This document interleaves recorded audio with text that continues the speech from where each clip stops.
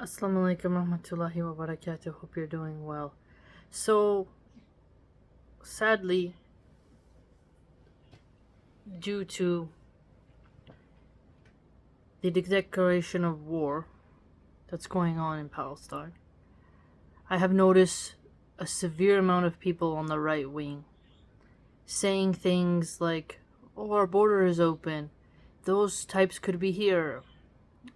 And what they're pointing out is this suspicion upon American Muslims, and I really find this to be abhorrent. Because not only are they mixing Muslims with the illegal immigrants coming across the border, they're mixing Muslims with the cartel members. It seems that quite a bit on the right wing are feverishly bloodthirsty, talking about declaring the cartels of Mexico to be terrorists so they can go into Mexico, instead of just telling people don't use drugs, right? And because that'll actually stop the cartels. And they're siding with Zionism and ignoring any type of suffering at all the Palestinians have endured. So this big wave is now turning its head towards just Muslims in general. Now it's no longer this conflict in that region. Now it's Islam, right? So I think it's very important for mothers and fathers, right, to sit down and talk to their children about, be on the lookout for anyone who might try to attack you. Don't lose strength in your hijab. Don't try to hide the fact that you're a Muslim. Be proud of your identity. Do not cower in the face of extreme hatred and opposition. Because there are people who want any excuse to dislike Muslims. As long as the Muslims are weak, helpless, broken, they're happy. So they will jump on the bandwagon for any opportunity to hate us. It was alarming to see a lot of the amount of people from India, I think it's like the Hindu radicals, making all this art of them with Netanyahu and like against Islam. And you have the Christian Zionists, which is an oxymoron. And then you have right-wingers who are seeing through the neocon warmongering, who a lot of them have been banned for calling out the Jays. And they're like, oh, we shouldn't be involved, no interventionist wars. So the right wing is split, along with the Christians. I think this is very important to note. And so for us Muslims here in America, it's very important, I'd argue, to keep loving your niqab, your jilbabs, your hijab, your thobes, your beard, your identifiers. And I do think it's time more mosques had some sort of security. I think it's very important as well. Moms, if they're going out, look over your shoulder, carry pepper spray, carry self-defense. If you can, do training for Second Amendment. You don't know if someone will attack you because of your identity. And sadly, when I talked about this with my husband previously, about people saying rude things because of my Islamic clothing, he got afraid and said, well, maybe you shouldn't wear it. And then I had to kind of take a deep breath and explain why that's important. He seems to struggle with the responsibility of the hijab. He struggles with that greatly, and I don't know why. And so when he said that, I was like, I'm not going to stop wearing the Islamic clothing in order to not be attacked. all suffering we have due to the religion is a blessing and will be rewarded for our patience. And letting the people who dislike Islam win by us doing something that Allah dislikes, that is taking off our hijab, that doesn't help my faith, right? Allah commands us to wear it, so we wear it. We don't stop wearing it simply because it helps people to identify us and therefore try to harm us, right? If you recall, when I was 9 months pregnant, I was walking to go get my little one from school. Some teenage boys were like, oh, 9/11, 9/11. And I just ignored them. I was walking with a cane at the time because the nerve in my back it was like a pinched nerve just from the weight of, the baby and whatnot. And so I was very immobile, very slow. Like, they easily, if they wanted to, they could have easily hurt me, but I didn't do anything. I physically couldn't even fight back if they tried, and it could harm my baby. And so I just kept going. And I think it's very important, building off that story I shared with you, a very personal story, that if you're gonna go out as a woman, you need to be as much as possible with your male guardian. And I'd also argue for the brothers, go out with your children, your wife, because it softens the heart of people who might attack you in front of your kids, and if someone tries to attack you, you have a witness. Okay? It's very important for us to huddle together, be safe, and watch out no matter where we are in the world. But especially if you're in America, because I notice they're using language now of, oh, that's Israel's 9/11. Okay? That is a strategic, deadly phrase to put on Muslims. Okay? There's so much that could be said, but it can't be said, right? Because this is YouTube. But I just want you to know,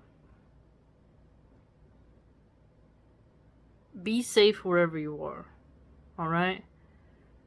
Be vigilant, be aware. Things might cool off, but they might flame up.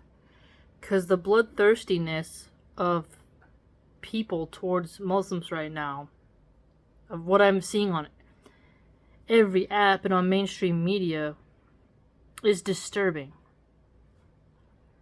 Very disturbing. And so, do your du'as, do your prayers, be steadfast, be brave, be bold, be resolute, strengthen your spine. Really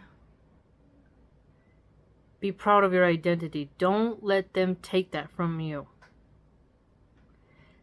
They got their pitchforks, their torches, their whips, their dogs, and they're trying to force us all into a corner to cower on our knees and beg.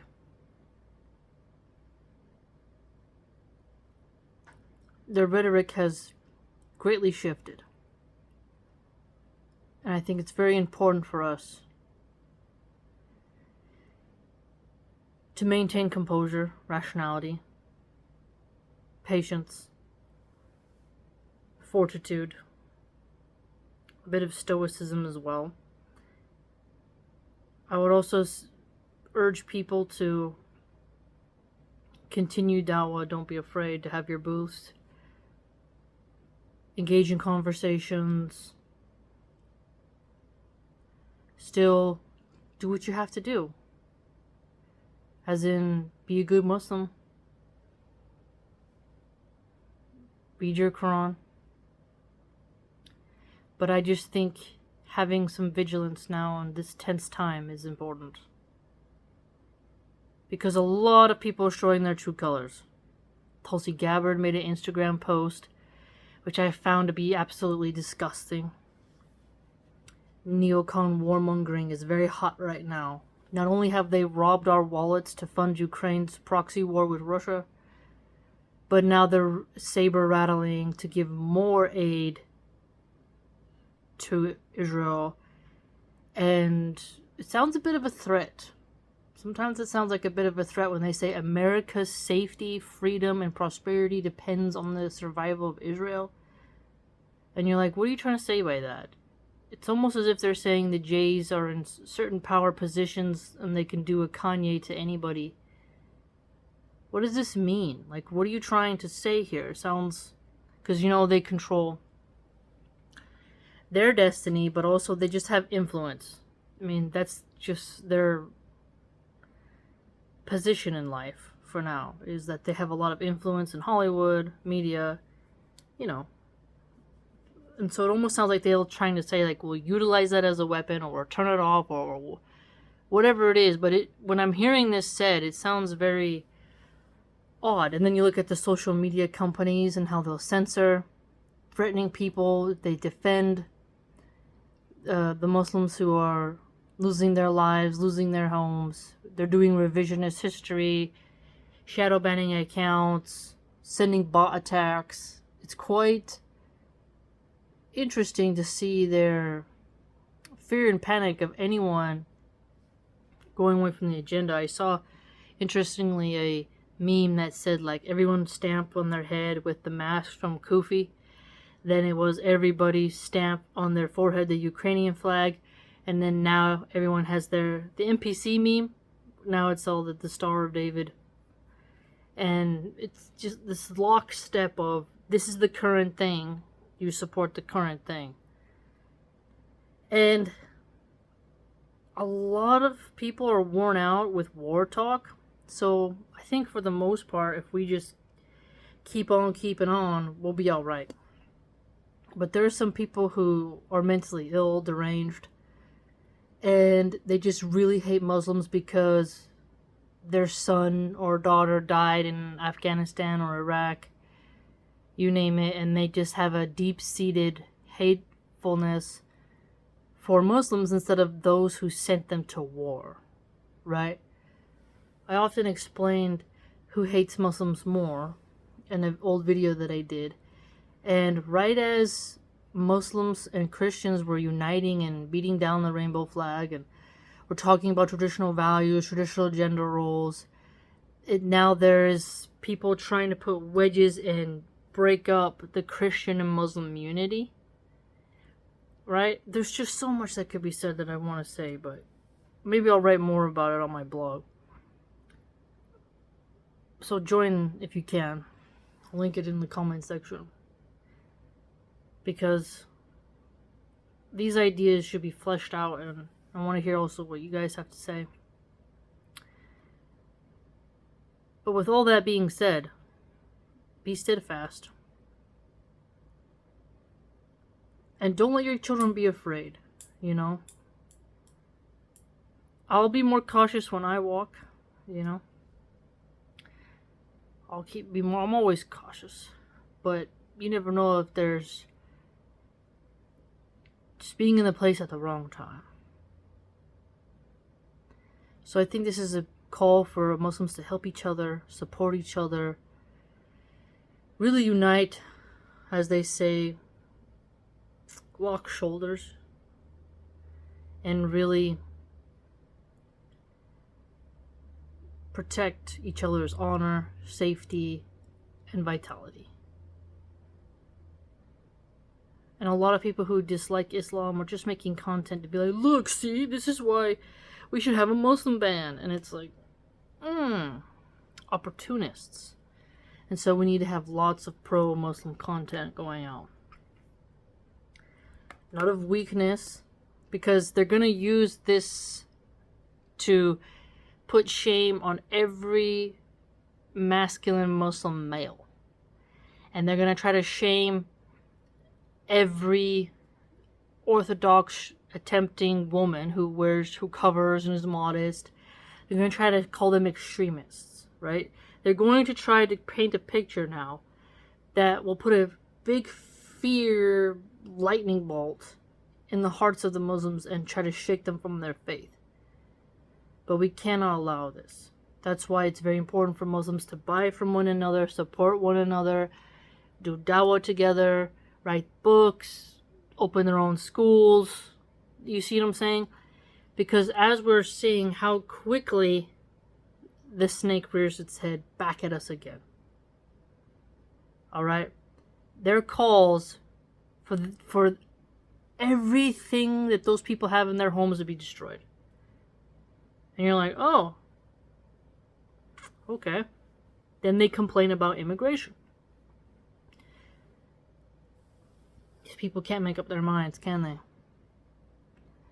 I also made a video in the past called Seed the Wombs, where I talked about basically replacement rates. So a lot of innocent Muslim children are losing their lives, or women are becoming afraid to have children and whatnot. So if you can, have another child. Raise them upon Islam. If you can, help people with tajweed. We just have to help one another. That's the solution, in my opinion, because it's not like we can go there and help. But what we can do is keep spreading Tawheed. Keep spreading Islamic monotheism. Keep speaking out against red pill, against feminism, against secular liberalism, against occultism, against polytheism. And be brave like Prophet Luth, like Noah. Just have to keep on keeping on. And so that's my message for what is happening right now. And I try to make it as vanilla as possible, because I'm pretty sure that a lot of people who dislike Muslims are going to click on this video, mass flag it, bot it, you name it. But hopefully those who need to hear, and those who wouldn't want to hear it, well, let them pass by, right? So be safe, make dua, and don't let fear overcome you.